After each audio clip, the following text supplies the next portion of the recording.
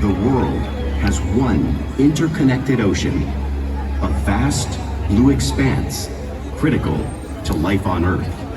And there's no better animal to represent the story of the ocean with all its splendor and uncertainty than the killer whale, or as it's scientifically known, the Orcinus orca. The orca lives in every corner of the ocean, from the Arctic to the Atlantic, the Southern to the Indian, to the mighty Pacific and beyond.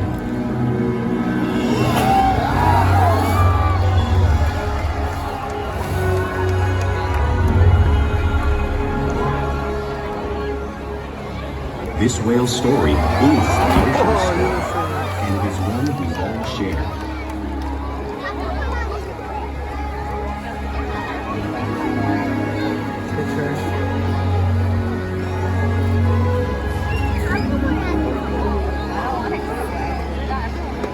Welcome to SeaWorld's Orkid and Kalia. My name is Lorena, and it is an honor to introduce you to this intriguing and majestic animal.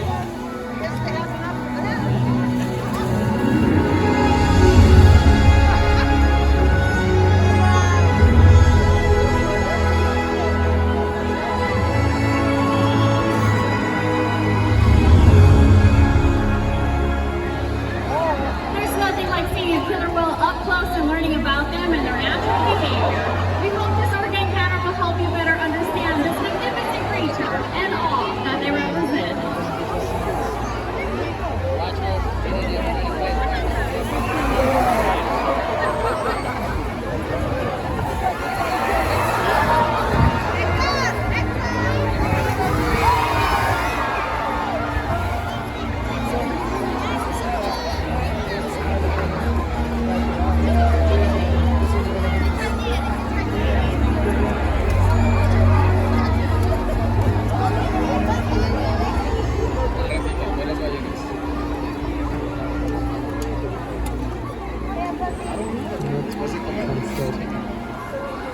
While they are found in every ocean, orcas living off the coast of Iceland are quite different than those near Costa Rica. In fact, there are at least 10 types or ecotypes of killer whales. An ecotype describes the differences between killer whale size, physical form, prey, social structure, and habitat.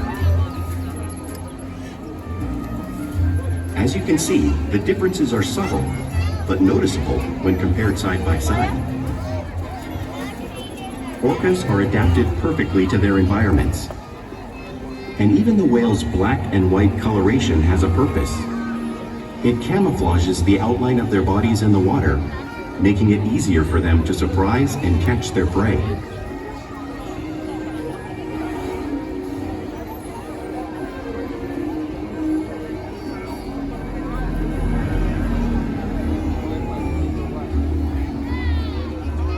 When viewed from above, the black of the whale blends in with the dark depths of the ocean.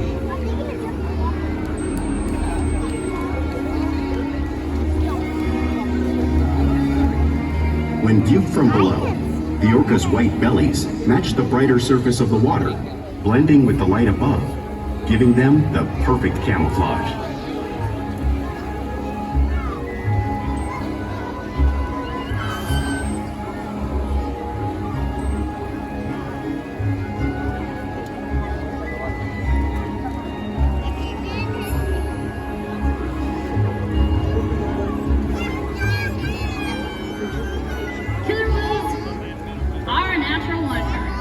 Keet here will help me show you some of their physical characteristics.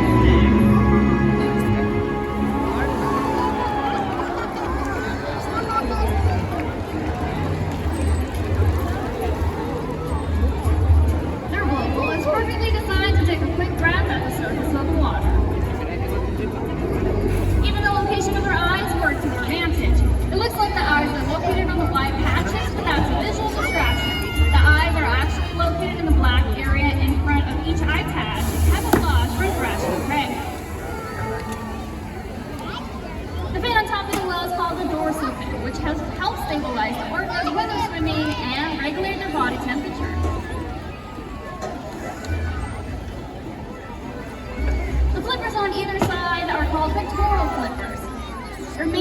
for steering and stopping.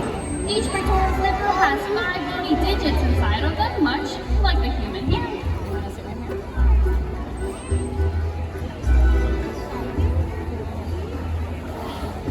And the lobes on either side of the tail are called flukes. The tail flukes are the killer whale's main engine, propelling them up to 30 miles per hour. That's as fast as some of our speed boats. And they swim the fastest and use the most power when they're propelling their nearly 10,000 bodies all the way up and out of the water.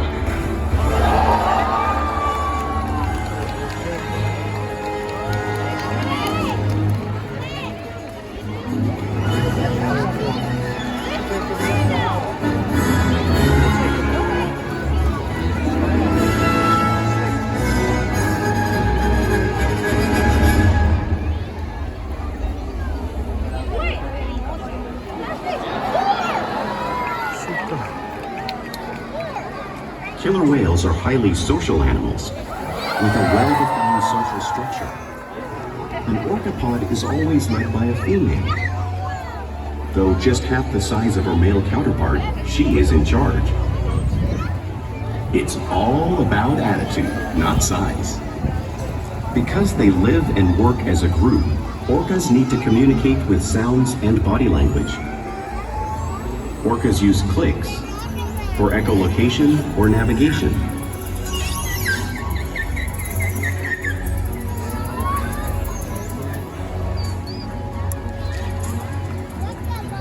Whistles to socialize in the pod. And calls for group coordination and hunting.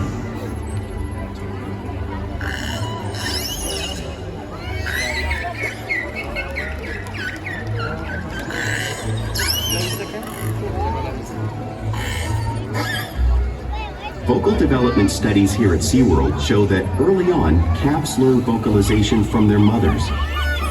But as they grow, they learn from others close to them as well. This is a bottlenose dolphin call that Shuka learned and even taught other killer whales here at SeaWorld. In fact, orcas are the largest members of the dolphin family.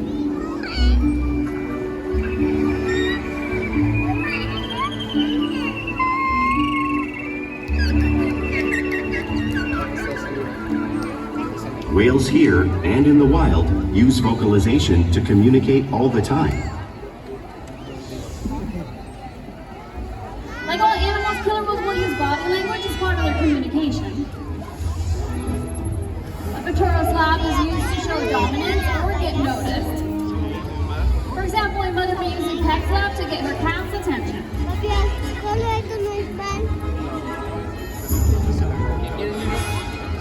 But when they really want to be heard, they breathe.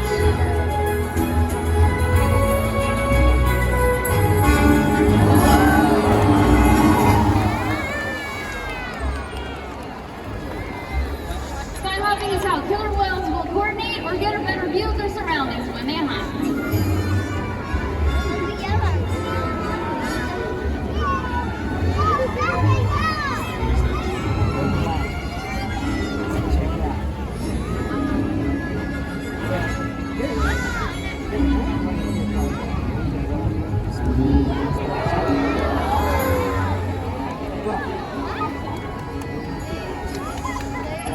And fluke slaps are also a form of communication killer whales will use both in the wild and here at SeaWorld.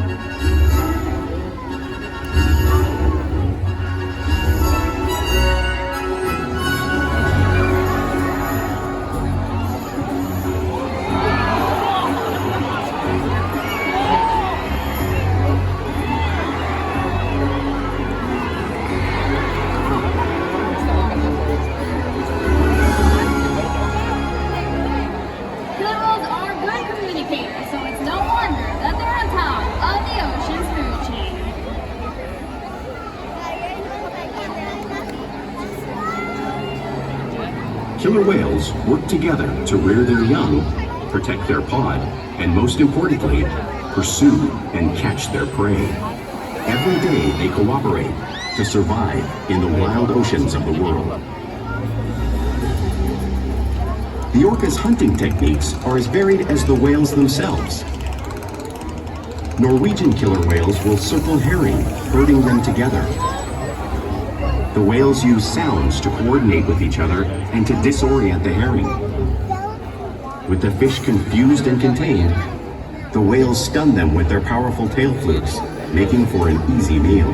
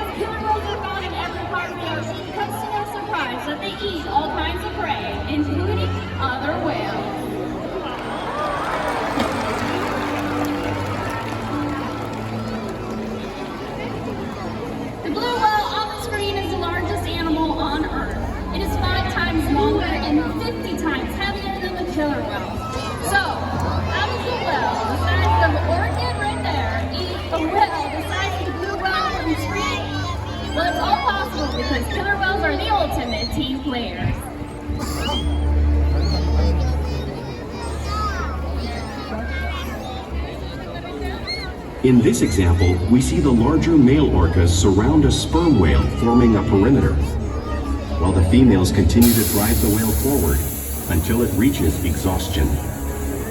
The calves then move in to join the adults in the group. Whatever their prey, killer whales always cooperate and hunt together, making them a highly successful predator.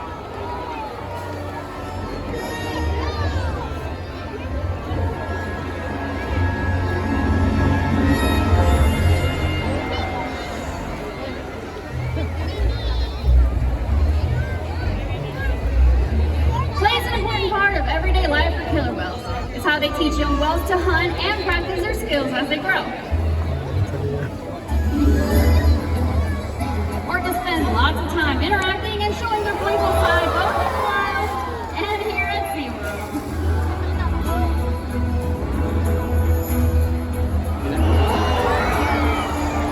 Now purposely swimming whales will swim fast to the surface, breaking out the water briefly.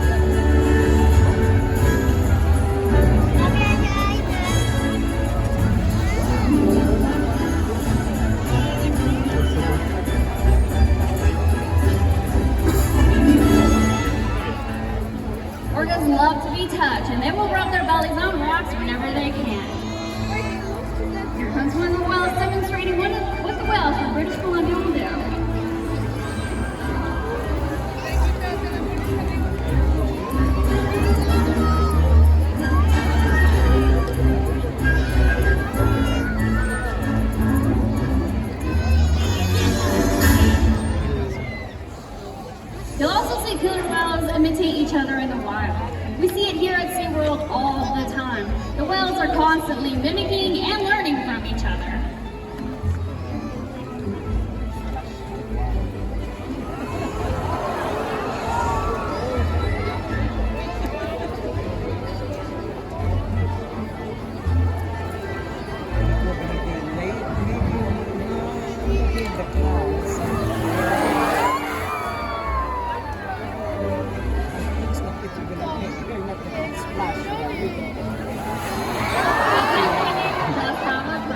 A tailwhip is used during hunting to stun a fish. But today it seems to me like these whales might be stunning all of you.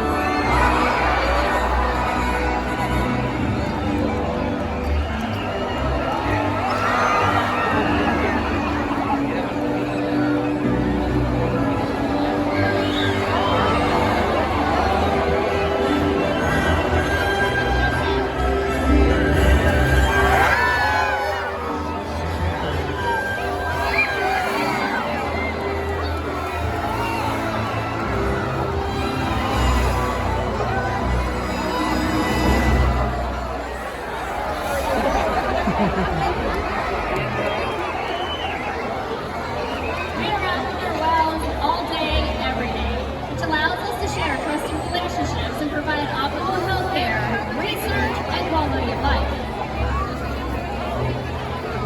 The whales here take an active role in their own health and well-being. Now, for example, they can present us their tail flips, which is very useful when the rendering staff here come over and obtain blood samples.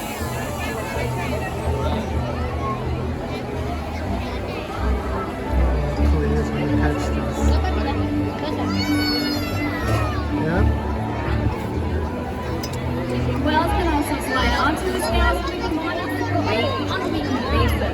We have Orkid showing us how they do it every week right there on the screen.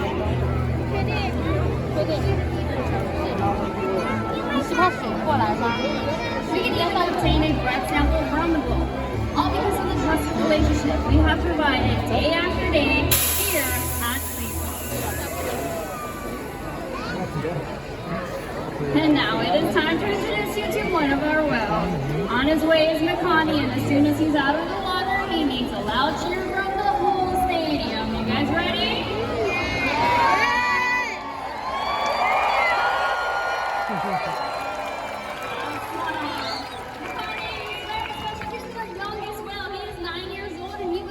Valentine's Day. Makani, as well as the other whales, they have inspired millions of guests. Hopefully that includes all of you to care for and protect for his wild counterparts. We challenge your whales to learn something new every day, to engage and stimulate their minds. Diet, exercise, and of course play are all part of keeping the whales in great shape. The whales here at SeaWorld have helped killer whales in the wild by participating in many research studies. One ongoing study monitors the whale's heart rate and breathing to understand how marine noise pollution from ship engines and other sources affect wild populations. In another study, scientists from NOAA, the National Oceanic and Atmospheric Administration, took measurements of the killer whales living here, including pregnant whales. By comparing these measurements with drone footage of killer whales in the wild, scientists are able to monitor the wild population's nutritional and reproductive states. Other research has been done here at SeaWorld on the mother whale's milk composition. This research will help create an effective model to understand how toxins in the ocean impact wild killer whales and their milk supply. What we learn from the whales in our care every day is actively helping whales in the wild survive. And just by being here today, you've supported our rescue, research, and conservation efforts all around the world.